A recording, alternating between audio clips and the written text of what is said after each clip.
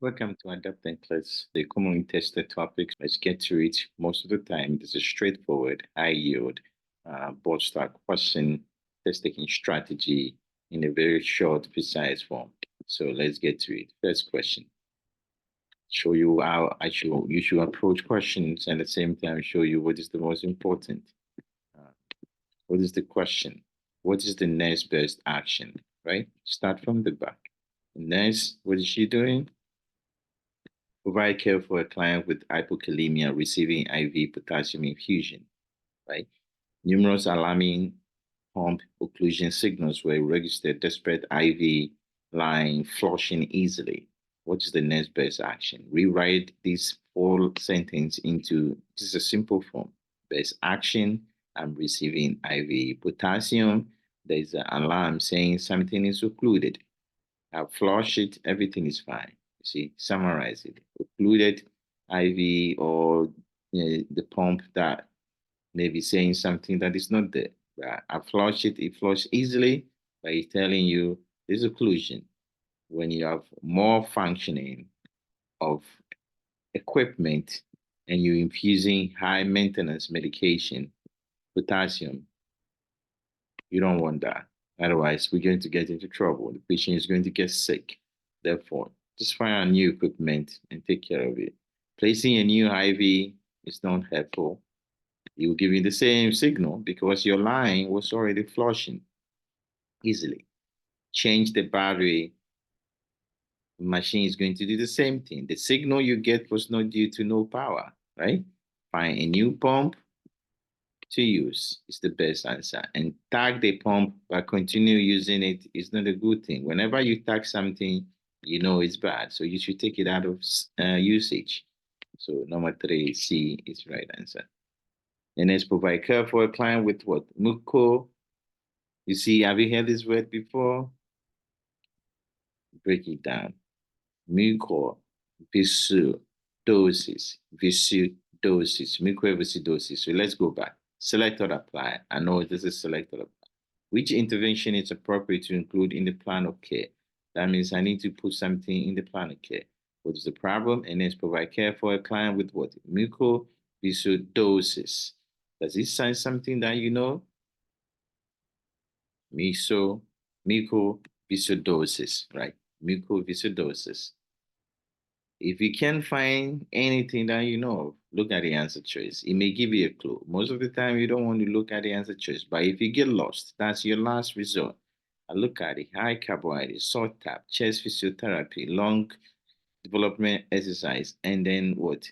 Vitamin supplement. I say, oh, mucoviscidosis. There's mucus, right? Viscidosis is viscous, right? Viscous mucus that doesn't flow easily. This is another name for cystic fibrosis. I decided to use it today in case you find it in your body and say, what is this? This is the same thing as cystic fibrosis. Therefore, what do you do for cystic fibrosis? High protein, high calorie diet. Their pancreas is not working the way it's supposed to. If you give them high carbohydrate, they'll become diabetic. This is not indicated. Give them salt tab because they cannot reabsorb sodium, potassium, sodium chloride pump, right? Channel. Chest physiotherapy to take care of the mucoid. Long developmental exercise, that means aerobic exercise. That's all. That's what it means. And vitamin supplement. They need fat soluble vitamin, 8 DEK. So 1, 2, 3, 4, 5 are right. Number 1 is wrong. So that's another name that you should know. Number 3, select or apply. Then you read it from the back. After a workshop on malpractice and ethical principles, a new graduate knows that the following must be satisfied before a negligence case can be proven by the plaintiff. I intentionally said this to show you that NCLEX can do that to you. So many words. You say, what am I asking? Break it down. After a workshop on malpractice and ethical principle, irrelevant. A new graduate knows something, right? That the following must be satisfied. That's all. Which of these must be satisfied to prove negligence? That's all. Forget about the plaintiff. So you rewrite a question. Which of these information need to be satisfied to prove negligence? You see, I've simplified to the case that I can understand it. If you continue to read these 4 lines, you get confused. Or asking, when you want to prove negligence, which of those you need to satisfy? One thing, number one, you have to have a duty to the client. So I'm taking care of the client, and you got to breach that duty that you're being afforded. And when you breach the duty, it causes harm, right? The breach of duty causes harm. That's number three.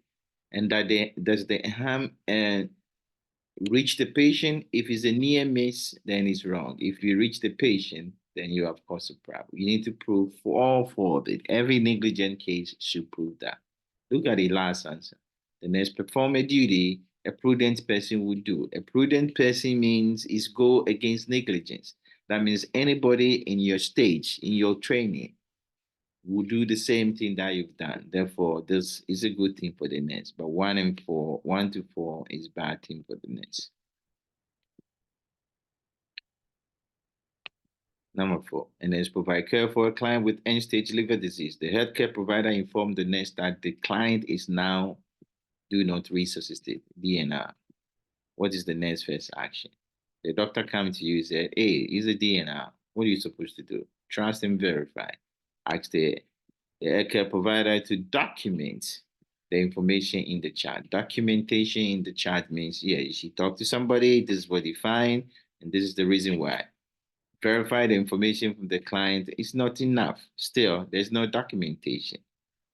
Document the information in the chart. Yes, you can document yours, but the doctor is the one who obtained DNR. So she is the one who can document everything and say, yeah, this is what we are. This is the reason.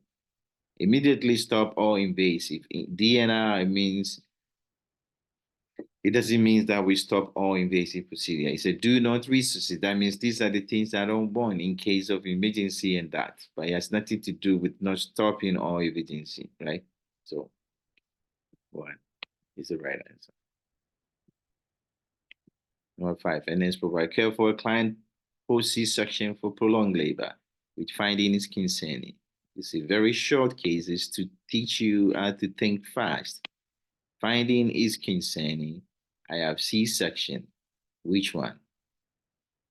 If you change your pads every 6 hours, you change your pads every 4 hours, you have a map of 50, and you have a temperature of 100.4. Which one do you think is bad? Those are not good, but they are not, we don't call it hemorrhage, right?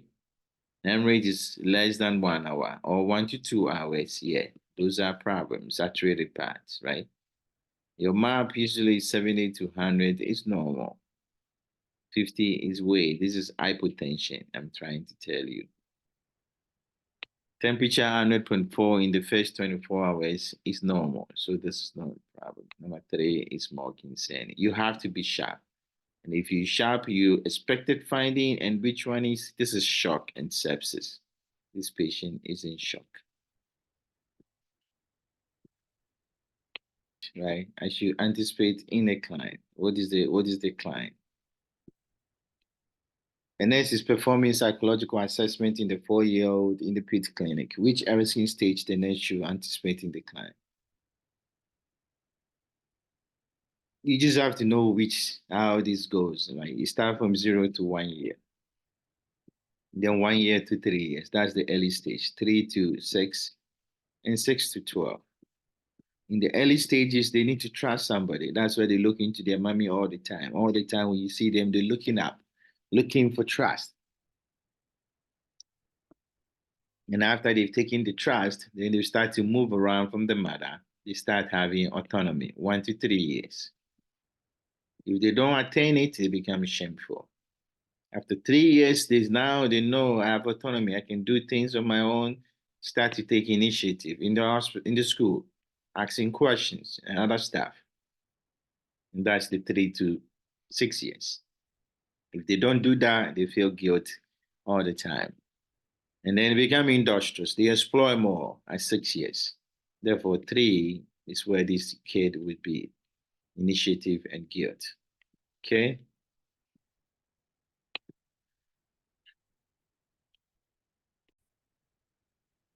Number 7, select or apply. Which finding is concerning? As always, short and brevity of a question is all you need. And this is assessing a 3-day-old newborn. Which of these is concerning? On equal gluteal fold, hey, if this is the gluteal, this is normal. This one, they are like that. This is dysplasia of their hip, right? This is bad. Strong palmar grasp, that's good, right? Finding of the toe when the sole of the foot stroked, right? That's Babinski. That's fine, right? This is good. It's 3 days old. This will go there. It can go up for a long time, but it has to go before 1 year, right? Steroid iterate. This is jaundice. That's bad. Jaundice within 24 hours is bad. Undescended testicles, right? Undescended testicles and kids, it takes some time for them to descend. Most of the time they're down, but if it's undescended, yeah, it's bad. It's not a problem. It can take some time to descend. So 3-day-old, sometimes we see testicles undescended. And the heart rate of 140 is normal. It's like 110 to 160 is their heart rate. And when they cry, it goes to 180. So this is normal. This is normal. This is normal. This is normal. This is normal. So 1 and 4 are bad.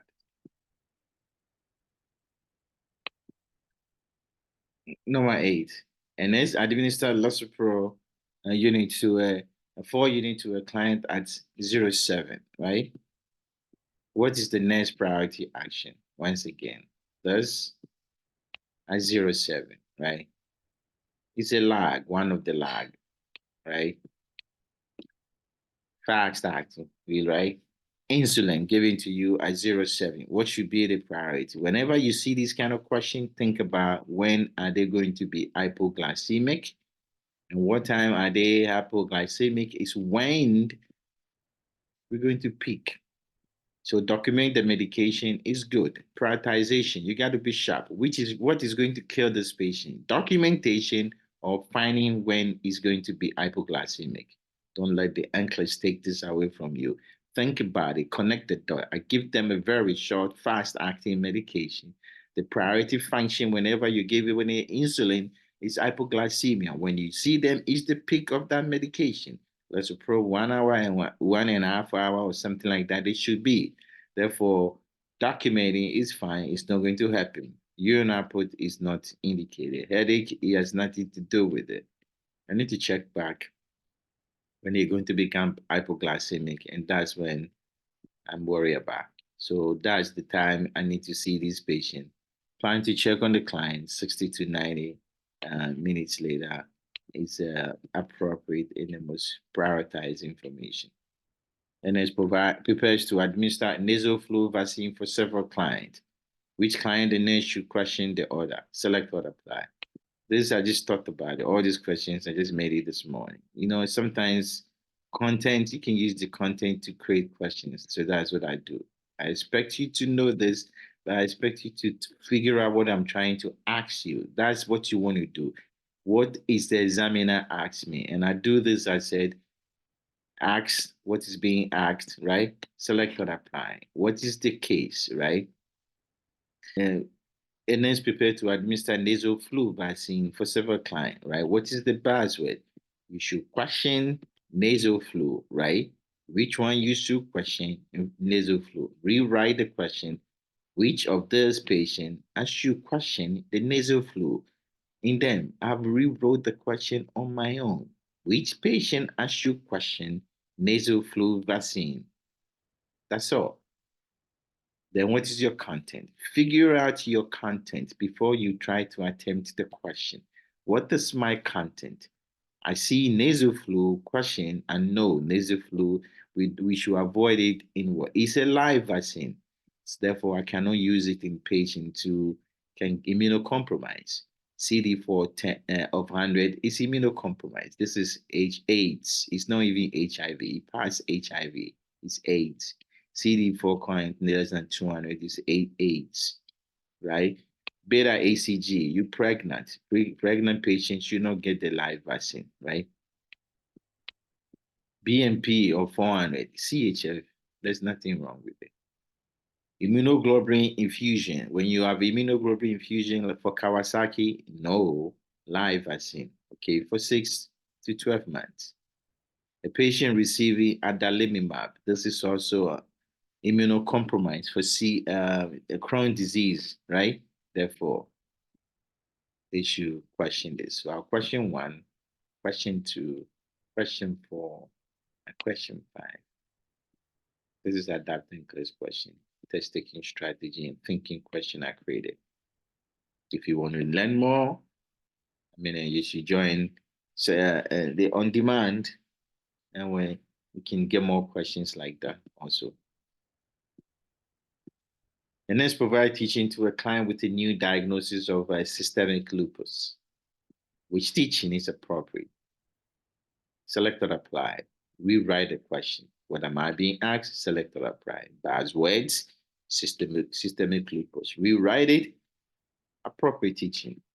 Content, they're going to be on immunocompromised, steroid, or anything that will help with immunocompromised state. It's not curable, but it's treatable and prevent them from going to the sun.